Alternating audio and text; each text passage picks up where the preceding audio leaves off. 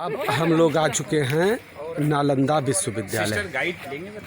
तो अभी हम लोग एंट्री कर रहे हैं यहाँ पे। अब यहाँ पे पहले तो अपना भारत देश विश्व गुरु कहलाता था, तो उसके रीजन थे नालंदा विश्वविद्यालय, तक्षशिला और एक और था, कोई अभी दिमाग में नहीं आ रहा। तो सोचिए इस समय वहाँ पर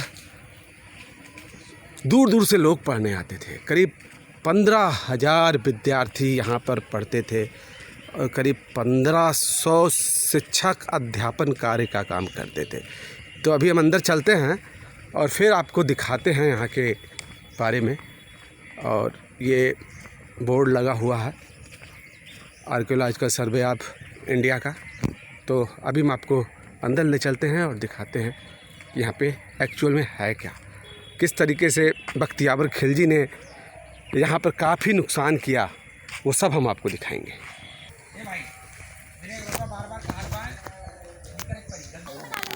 यहाँ पे आकर इतना अच्छा लग रहा है कि मैं बता नहीं सकता, कल्पना नहीं कर सकता हूँ।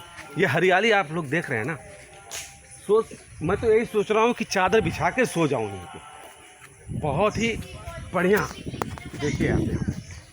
तो अब हम आगे ले चल रहे हैं उस खंडहर को दिखाने के लिए जिसको बख्तियार खिलजी ने खंडहर बना दिया, भ्रंश कर दिया, यहाँ के सारे किताबों को जला दिया। वो हम आपको दिखाएंगे आगे। तो अभी हम आगे की तरफ चल रहे हैं। तो मम्मी का बहुत भूख है बने वाले का बोल पाए। पढ़ो जाके नालंदा पढ़ो। आप इसको पढ़ के कुछ समझने की कोशिश कर सकते हैं, बाकी मैं कोशिश करूंगा आपको समझाने की।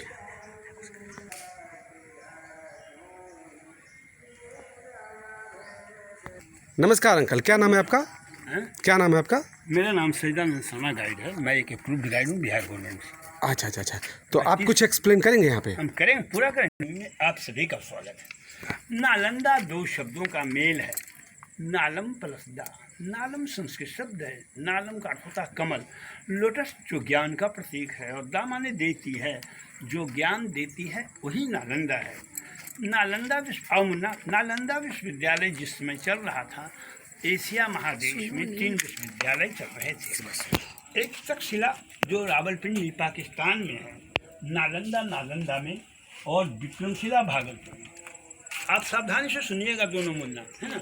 अगर आप हमारे अंतिम में कुछ प्रश्नों का उत्तर पूछेंगे, नहीं बताइएगा तो आपके गार्जियन से मैं पारिश्रमिक नहीं लूँगा। आप बात इसको ध्यान से सुनो। इसे देवपाल ने और हर्षवर्धन और कुमार गुप्त ने, मैं आगे डिटेल्स दिखाऊँ। तो ये नालंदा विश्वविद्यालय में 10,000 विद्यार्थी थे, 1500 शिक्षक। उस समय लड़कियाँ नहीं पढ़ती। इसका एरिया 10 किलोमीटर लंबा और 5 किलोमीटर चौड़ा था। 108 हॉस्टल थे और 108 टेम्पल थे और 108 सब्जेक्ट की पढ़ाई होती थी। सब्जेक्ट वाइज हॉस्टल था, इसलिए नालंदा विश्व का प्रथम विश्वविद्यालय था। तीनों विश्वविद्यालय उस समय भारत में था, भारत विश्व का गुरु था। उस समय पाली और संस्कृत में पढ़ाई होती थी। नालंदा की स्थापना 413 एडी में कुमार गुप्त ने किया। 7वीं में हर्षवर्धन ने उसे विस्तार किया। 9वीं देवपाल के समय होने के बाद 12वीं के अंत में 1196-97 में अफगानिस्तानी आक्रमणकारी बख्तियार खिलजी ने इस नालंदा को जलाया और इसे नष्ट किया। 12वीं में नष्ट होने के बाद हम लोग जो सामने में खंडहर के रूप में दीवारें देख रहे हैं, ये ज्योग्राफिकल टर्म भूकंप से मिट्टी से ढक गया और इसके ऊपर खेती होने लगी। जैसा कि टीलानुमा आने के क्रम में आप रास्ते में दाएं बाएं साइड में देखे हैं, अंदर भी गाइड में दिखाऊंगा। जब ये पहाड़ नुमा हो गया और इसके ऊपर खेती हो रही है, आर्कियोलॉजिकल के पिता कहलाते हैं डॉक्टर ए कलिंघम। उन्होंने 1861 में हुएंगसांग की डायरी को चाइना में देखा। हुएंगसांग चीनी यात्री 7वीं शताब्दी हर्षवर्धन के टाइम में आए थे। वो यहाँ के छात्र थे और अध्यापक का भी काम। उनकी डायरी का नाम था CUK अर्थात भारत यात्रा वृत्तांत, जिसे डॉक्टर ए कलिंघम ने अंग्रेजी में ट्रांसलेट कर इसकी खुदाई प्रारंभ की। मैंने कौन सी किताब की थी? उस नाम था CUK, जो चाइनीज भाषा में था। अभी भी चाइना के संग्रहालय में उपस्थित है। उसे डॉक्टर ए कलिंघम ने अंग्रेजी में ट्रांसलेट कर इसकी खुदाई की है। नालंदा की खुदाई 1915 से 37 तक 22 वर्ष अंग्रेज के समय में हुआ। फिर 74 से 82 8 वर्ष अपनी सरकार में। 22 8 30 वर्षों की खुदाई में और उसके बाद ये पूरा नाम वो चाइनीज भाषा को CU की अर्थात यात्रा डायरी में भारत यात्रा वृत्तांत, जिसे वो चाइनीज भाषा में था, डॉक्टर ए कलिंगम ने उसे अंग्रेजी में ट्रांसलेट कर नहीं, मैं अंकल ये कह रहा हूँ उसके बाद जब से खुदाई हुई थी तो ये वापस मिला था। हाँ, ये बात उसमें मिला था मुन्ना। उस समय मतलब कि जो है इंसान चीनी जाती थी 630 में नालंदा आए थे और 647 तक वो भारत में भ्रमण करते थे वो चाइनीज। उसके पहले में 5वीं शताब्दी में फाहियान चीनी यात्री भी यहाँ आए थे। फाहियान ने एक स्तूपा का वर्णन किया है जो 2600 वर्ष पुराना है और ये बिहार वो BC में बना था, बिफोर क्राइस्ट में बना, और ये AD में बना। इसके बनने के 1000 वर्ष के बाद इसकी स्थापना हुई है। मैं आइए इसका डिटेल। तो 30 वर्षों की खुदाई में 1 किलोमीटर की खुदाई हुई है, जिसमें 11 हॉस्टल, अच्छा मंदिर आप देख पाएंगे। मैं आपको जो कुछ भी इंफॉर्मेशन देने जा रहा हूँ मेरी अपनी कोई कल्पना नहीं। अकॉर्डिंग टू हेंगसांग की डायरी के अनुसार यहाँ 3 लाइब्रेरी थी, रत्न सागर, रत्न दधी और रत्न रंजन। रत्न सागर पुस्तकालय 9 मंजिले थे, वहाँ 9 करोड़ पुस्तकें थी, पुस्तकों पर प्लेट की थी। नालंदा को जलाया, नालंदा 6 माह जी। तो अभी तक सिर्फ 1 किलोमीटर वाली खुदाई की गई है। हाँ, 1 किलोमीटर की खुदाई हुई मुन्ना, 9 किलोमीटर भी और मिट्टी से दबा हुआ 1 स्क्वायर किलोमीटर की खुदाई हुई है, जिसमें 11 हॉस्टल, अच्छा मंदिर आप देख पाएंगे मुन्ना। यहाँ प्रवेश के लिए उस समय 4 भव्य गेट था और आज का गेट कीपर चपरासी अशिक्षित होता है। वो शिक्षकों जो वहाँ के गेट कीपर्स थे वो शिक्षकों को क्वेश्चंस पूछते थे और जो उनका आंसर दे सकते थे वो अंदर नहीं आ सकते। नहीं, एंट्रेंस एग्जाम अब सोचो सुना, उस समय गेट कीपर को द्वार पंडित का दर्जा था। गेट कीपर ही विद्यार्थियों की मौखिक परीक्षा लेते थे। हेंगसांग ने वर्णन में लिखा, फर्स्ट बार में सेकंड बार एडमिशन हुआ, 10% विद्यार्थी सफल होते थे, 90 गेट से लौट जाते थे। 10% जो अंदर आते थे उन्हें बौद्ध धर्म अपनाकर अध्ययन करना होता था। उनका पूरा खर्च विश्वविद्यालय देता था। चूँकि इस विश्वविद्यालय के अगल बगल जो 200 गाँव का रेवेन्यू आता था सभी राजाओं ने विश्वविद्यालय को डोनेट कर रखा था।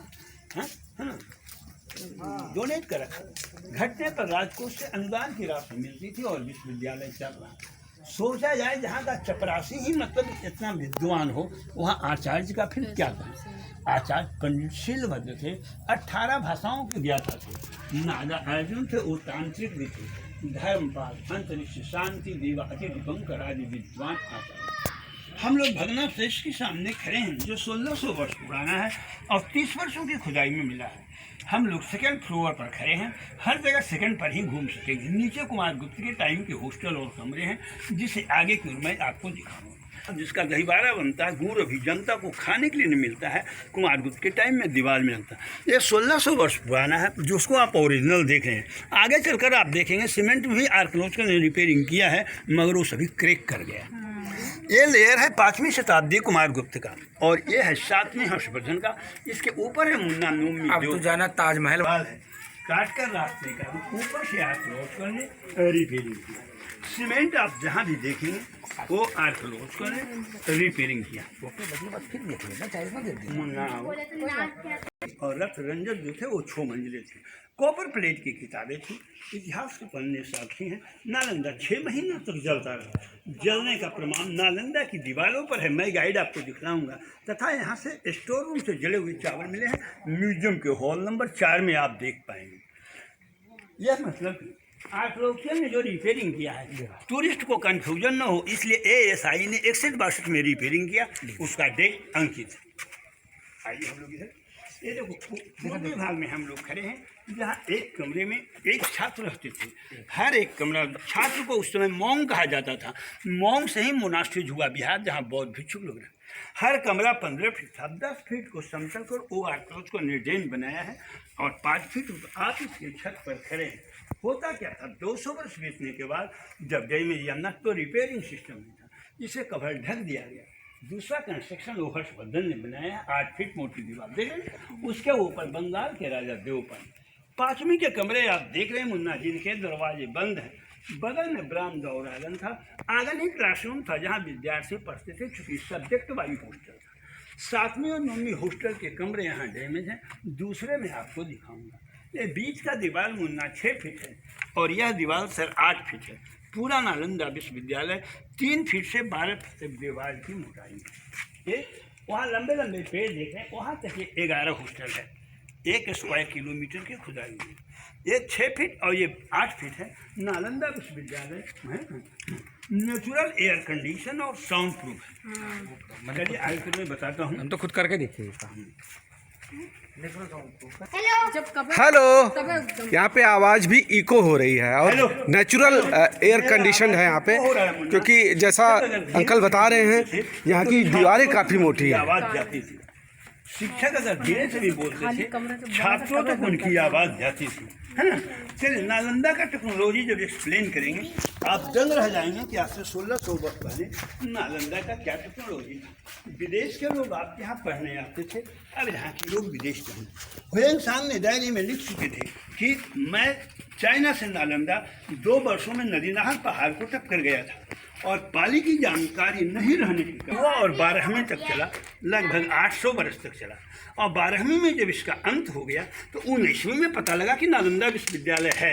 अगर हुएंग सांग मतलब चीनी यात्री का डायरी प्रूफ में नहीं मिलता और अंग्रेज ना आए होते तो इस पर जैसे अभी 9 किलोमीटर पर खेती हो रही है, जानवर चल रहा, वैसा ही होता रहता। क्या बात है, क्या बात है। ये पढ़ाई देते हैं कि सब जो भी तो लिखिया बात तो दलो खाए। आप लोग इतिहास सर, आप लोग ऐतिहासिक स्थल को देखने के लिए आए हैं।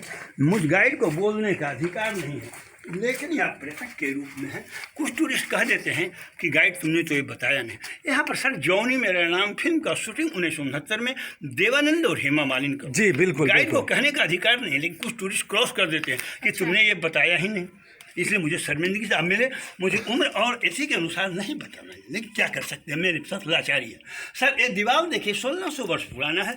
बरसात के पानी ओरिजिनल है, जो लाल का लाल है, रिपेयरिंग है वो ब्लैक का धब्बा है। सोचिए से 1600 वर्ष पहले ईंट का क्या कंपोजिशन था। लगता है बिना मसाला का ईंट पर ईंट रखा हुआ, जबकि चूना सुर की बात उड़द के दाल बेल के पीस लगे। और ये 50 वर्ष पहले रिपेयरिंग हुआ, ब्लैक के धब्बे हैं। और देखिए इनका सीमेंट भी क्रैक कर रहा है। कुछ ना नाम तो लिख दिया रवि अनिल। नहीं बुझते हो, मूर्ख तो स्कूल के कुछ बच्चे आते हैं, गार्ड अगर देखता है तो बहुत मारता है, लेकिन अब हम देखा में कोई लिख दिया। अब जैसे मैं अगली बार अपनी मिसेस के साथ आऊँगा तो मैं भी लिख दूंगा। 5वीं के कमरे को आपने देखा, दरवाजा बंद, एक कंक्रीट का लेयर हर्षवर्धन का, ऊपर देखिए दरवाजा है, 9 म्यूजियम का। हर जगह तीनों पार्ट को आर्कियोलॉजिकल ले काट कर आप पर्यटकों को दिखाया। हम लोग सेकंड पर चले। अब तो समझो वाह अमेजिंग, इसका भी एक्सप्लेन अभी होगा। हम लोग अब एक मिनट देखा, हम लोग एक पूर्वी भाग देख रहे हैं जहाँ विद्यार्थियों को रहने और पढ़ने की व्यवस्था थी। वो पश्चिमी भाग है जो टेम्पल है, वो नालंदा का मेन टेम्पल है जो इतिहास के पन्नों और नेटवर्क पर है। वो सारिपुत्रा स्तूप के नाम से जाना जाता है। किसके नाम से? सारिपुत्रा स्तूप। मैं बताता हूँ, स्तूप और टेम्पल में अंतर होते हैं। स्तूप में दरवाजे नहीं होते हैं और टेम्पल में दरवाजे होते हैं। और उसको बताएंगे, मैं वहाँ चलेंगे तो। ये देखो 3 इधर चकोर चबूतरा मुन्ना देख रहे हो। हाँ। और इधर 2 भी ये चकोर चबूतरा मेडिटेशन के लिए था, साधना के लिए, जिसे योगा कहा जाता है। आज रामदेव बाबा योगा चला, आज से 1600 वर्ष पहले आपके यहाँ योगा था। मुन्ना उस समय मेडिटेशन और बुद्धिज्म ये 2 सब्जेक्ट कंपलसरी था। उसके बाद जिसको जो सब्जेक्ट रखना था वो रख सकता। ये मत उस समय में विद्यार्थियों को धनोपार्जन और डिग्री प्राप्ति के लिए लोग नहीं पढ़ते थे। उस समय ज्ञान और मोक्ष की प्राप्ति के लिए हाँ, उस पढ़ाई का मतलब अलग था। इमारत को बचाने के लिए आर्टोसों ने बरसात का पानी नहीं, उसके ऊपर दरवाजे हैं नोमनी का देव का। अच्छा, ये स्पेशली सीमेंट का निकाल दिया गया है कि पानी वगैरह निकलता रहे। ये मेडिटेशन के लिए होता था। इस तरीके के जो चबूतरे बने हुए हैं, जमाने में पढ़ाई के मतलब ज्ञान होता है। मेडिटेशन वही है जिसको हम योगा बोलते हैं। और योगा कंपलसरी सब्जेक्ट हुआ करता था उस समय, संस्कृत और योगा। ये नालंदा मैंने बताया अकॉर्डिंग टू हेनसांग की डायरी के अनुसार यह नालंदा 10 किलोमीटर लंबा और पायजन चौड़ा है, लेकिन 1 किलोमीटर की जो खुदाई हुई है उसके नक्शे के सामने हम लोग आकर खड़े हैं। 9 किलोमीटर अभी भी मिट्टी से दबा हुआ। उस सामने देखिए सर टीला नुमा है जहाँ पेड़ पौधे उगे हुए, गार्ड बैठा हुआ है, देख रहे हैं। चूँकि इतना नीट एंड क्लीन देखने पर टूरिस्ट को यकीन न होता है कि पहाड़ नुमा था। 30 वर्षों की खुदाई में, इसलिए उस भाग को कंपस कर आर्कियोलॉजिकल ने रखा है कि टूरिस्ट को यकीन हो कि 30 वर्षों की खुदाई में मिला है। ये नालंदा 2 भागों में मिला। एक पूर्वी भाग है मोनास्ट्री हॉस्टल जहाँ बौद्ध भिक्षुक लोग रहते थे, और चैत्य माने टेम्पल। हम लोग यहाँ से प्रवेश कर गड्ढे में कमरे को देखा और यहाँ आकर अभी खड़े हैं। ये 2 मेडिटेशन और ये 3 मेडिटेशन के चबूतरा। इस साइड में सर 11 हॉस्टल मिले हैं। 1 2 3 4 5 6 7 8 9 10 11। गेट पर बुद्ध की मूर्तियाँ सभी का डैमेज है। ये हॉस्टल है जहाँ विद्यार्थी रहते थे, आंगन में पढ़ते थे, स्टेज गुरु जी शिक्षा, सामने में मेडिटेशन, बीच में कॉरिडोर था, विद्यार्थी आते थे। ये सिंबल सर, ये सिंबल। इसके बाद 4.5 किलोमीटर दक्षिण और 4.5 उत्तर की ओर मिट्टी से भी दबा हुआ है, जिसके ऊपर गांव बसा हुआ है, घनी आबादी चल। इस साइड में 6 1 2 3 4 5 6, जबकि मैंने आपको बताया 108 हॉस्टल 108 टेम्पल। अभी 97 हॉस्टल और 102 टेम्पल मिट्टी से दबे हैं, उसके ऊपर घनी आबादी बस। ये बीच का पोर्शन था, अंग्रेजों का शासन था, कुछ मुआवजा दे के ले लिया। अब जहाँ घनी आबादी है, कोई नौकरी कोई घर मांगता है, सरकार अभी चुप। चलिए कुछ इम्पोर्टेंट पार्ट ये वो चाइना होता है कोनो डिक्टेटरशिप जो बाद में यहाँ टीचर यहाँ हुए।